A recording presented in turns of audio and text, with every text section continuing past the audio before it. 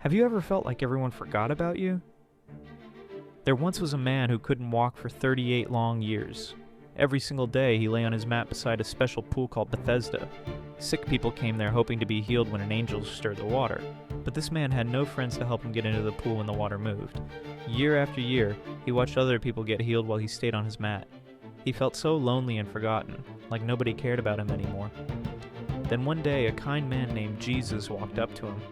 Jesus asked if he wanted to be healed, then said something amazing. "Get up, pick up your mat, and walk." Instantly, the man's legs became strong, and he jumped up for the first time in decades. He was so happy he started walking and running everywhere. Jesus sees us even when everyone else forgets, and he cares about our deepest needs.